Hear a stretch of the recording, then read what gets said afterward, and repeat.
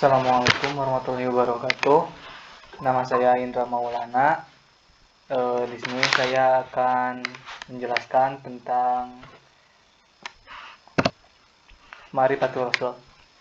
Nah, untuk Ma'rifatul Rasul ini mengenal Rasul meliputi Ta'rifatul Rasul atau pengertian Rasul, Hajatul Insan ila Rasul, kebutuhan manusia terhadap Rasul, Manatul Rasul, kedudukan Rasul, Sifatul Rasul atau sifat-sifat Rasul.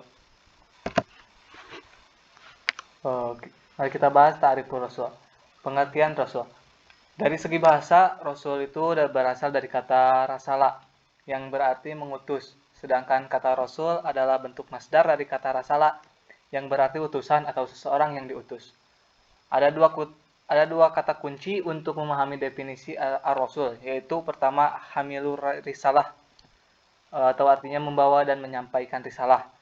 Yang kedua, qudwatu fitah bikir risalah yang artinya menjadi qudwah. Contohnya bagi umat manusia dalam melaksanakan ajaran yang dibawanya. Rasul-rasul yang diutus oleh Allah Ta'ala memiliki ciri-ciri khusus, diantaranya adalah sebagai berikut.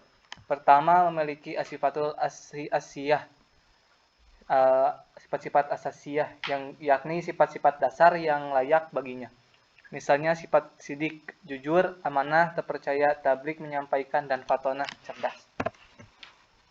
Kedua, memiliki al-mu'jizat, yakni perkara luar biasa yang dapat dilakukannya dengan izin Allah untuk melemahkan mereka-mereka yang menentangnya. Salah satu contohnya adalah mukjizat Rasulullah SAW ketika membelah bulan dengan izin Allah Ta'ala. Yang ketiga, adanya al-bisyarat atau berita gembira kedatangannya. Kabar gembira kedatangan seorang Rasul ada kalanya telah diberitakan oleh Rasul-Rasul sebelumnya. Keempat, adanya an-nubuat atau berita-berita kenabian yang disampaikannya. Setiap Rasul senantiasa membawa berita dan Tuhannya melalui wahyu berisi ajaran, perintah, dan larangan atau peristiwa-peristiwa masa lalu dan masa yang akan datang. Di antara contoh peristiwa masa datang diberikan Rasulullah SAW melalui wahyunya adalah berita penakluk Makkah. Kelima, adanya at-samarat atau hasil dakwah yang dilakukannya. Di antara hasil dakwah yang diwujudkan Rasulullah SAW adalah munculnya generasi unggul dari sisi keimanan, ilmu dan amal sehingga mampu berkuasa di muka bumi ini dan menebarkan ajaran Islam ke seluruh penjulunya. Yang kedua adalah hajatul insan ila Rasul atau yang artinya kebutuhan manusia terhadap Rasul. Fitrah manusia. Fitrah manusia secara religius adalah beriman Islam. Tegasnya fitrah atau keadaan. Jiwa atau ruh asli umat manusia adalah mengikuti ketuhanan Allah Ta'ala. Quran Surat Al-Alaq 172. Meyakini syariat Islam dan siap serta mampu mengamalkannya. Hanya hawa nafsu dan ketidaktahuan yang membuat seorang tidak beriman Islam atau merasa berat mengamalkan syariat Islam. Fitrah yang dianugerahkan Allah Ta'ala kepada manusia. Pertama, fitrah yang terhadap wujudul khaliq atau eksistensi keberadaan pencipta. Jadi manusia adalah makhluk yang asal kejadiannya bertuhan dan mengakui adanya kekuasaannya. Tuhan yang menjadikan alam semesta ini, itulah naluri dari dan fitrah manusia seperti yang disebutkan dalam Al-Qur'an Quran surat Al-A'raf ayat 72. Kedua, fitrah untuk ibadatul khaliq atau menyembah atau beribadah kepada Sang Pencipta. Salah satu bukti yang menunjukkan bahwa ibadah adalah bagian dari fitrah manusia adalah sebagaimana yang kita lihat dalam sejarah perkembangan manusia itu sendiri. Seorang Rasul selain mengajarkan tauhid juga mengajarkan kepada manusia bahwa salah satu tujuan diciptakannya manusia di muka bumi adalah beribadah kepadanya.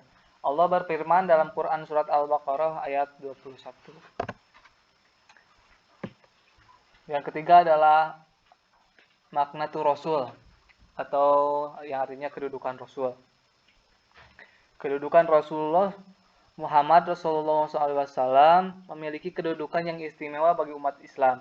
Namun kedudukan beliau yang istimewa itu tidak disikapi oleh umat Islam dengan sikap gulu atau berlebihan. Beliau adalah manusia biasa insanan, memiliki garis keturunan, nasaban dan berjasad jisman. Untuk mengetahui Nabi SAW sebagai hamba atau manusia biasa, dapat kita ketahui secara pasti dari As-Siratun Nabawiyah, perjalanan hidup Nabi, khususnya di dalam Fikus Sirah, kajian tentang perjalanan hidup beliau. Memiliki nasab, Rasulullah SAW merupakan anak dari bapaknya dan seterusnya, akan tetapi Rasulullah SAW lahir dari keluarga yang bersih dari zina di tengah masyarakat yang kotor di Mekah. Rasul berasal dari kaum Quraisy. Bapaknya bernama Abdullah dan ibunya bernama Aminah. Beliau mempunyai keluarga dan keturunan yang jelas, begitupun tentang sejarah kelahiran dan asal-usulnya. Sejarah yang menjelaskan bagaimana Nabi dibesarkan sehingga menjadi Rasul juga banyak terdapat di berbagai buku sirah Nabi. Memiliki jasad, Imam Tirmidzi mengumpulkan hadis-hadis yang berkenan dengan jasad Rasulullah SAW dalam kitab Syama'il Muhammad SAW.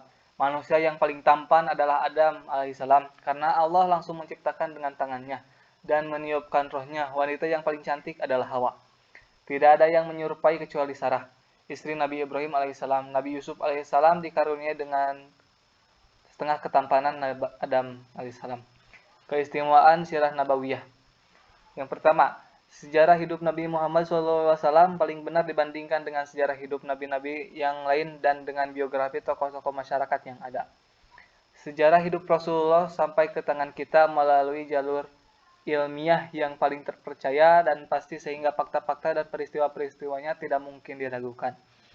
Fase-fase sejarah hidup Nabi Muhammad SAW jelas adanya, yakni sejak dari perkawinan ayahnya Abdullah dengan ibunya Aminah sampai dengan wafatnya.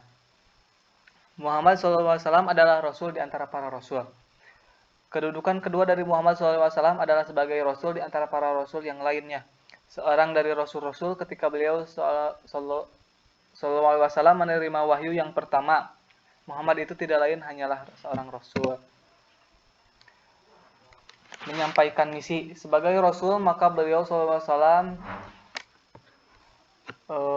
risalah yang ditugaskan kepadanya, tugas ini adalah tugas yang berat, padahal beliau telah menunaikan semua risalah dengan sesempurna-sempurna penunaian. Memimpin umat, tugas ketika sebagai Rasul adalah memimpin umat Islam. Beliau SAW adalah pemimpin yang sempurna, pemimpin keluarga, pemimpin negara. Muhammad SAW adalah sunnah. Karena sunnah menurut definisi ahli hadis, setiap yang berasal dari Nabi Muhammad SAW baik. Perkataan sunnah qauliyah, perbuatan sunnah fi'liyah maupun ketetapan sunnah takririyah.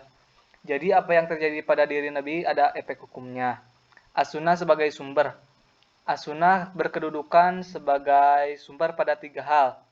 Yang pertama sumber hukum, kedua setelah Al-Quran, yang kedua sumber sirah, dan yang ketiga sumber dakwah. Karena itu penting memahami as-sunnah atau al-hadis.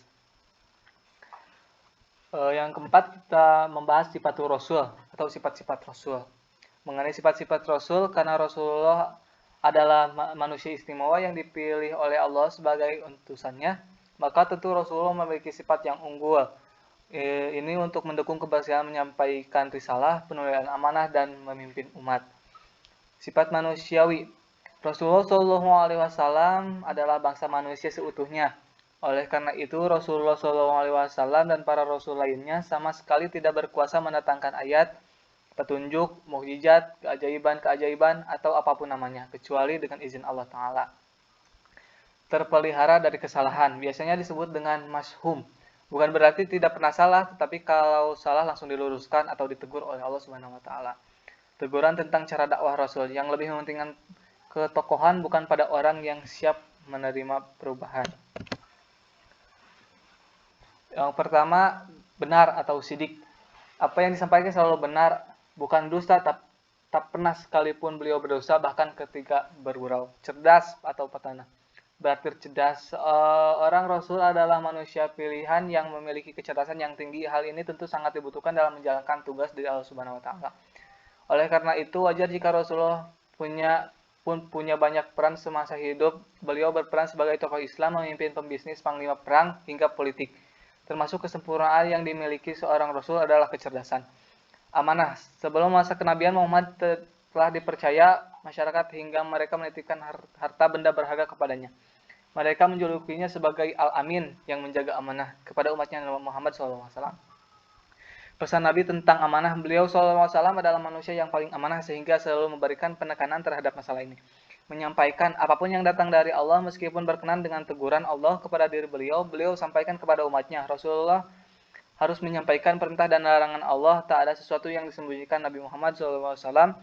Segalanya disampaikan kepada umat. Dalam menyampaikan perintah Allah itu beliau tidak takut kepada siapapun karena Allah sudah melindunginya dari kejahatan manusia.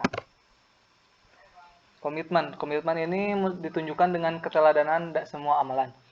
Beliau yang rumahnya sundul kepala, dapurnya berhari-hari tidak ngepul, bahkan mengganjal lambungnya dengan batu demi menahan lapar. Kalau mengajak berjihad, beliaulah yang terdepan bila ada sesuatu yang hal mengancam keselamatan kaumnya. Kalau mengajak ibadah, beliaulah yang selamat malam hingga kakinya memar dan bengkak-bengkak.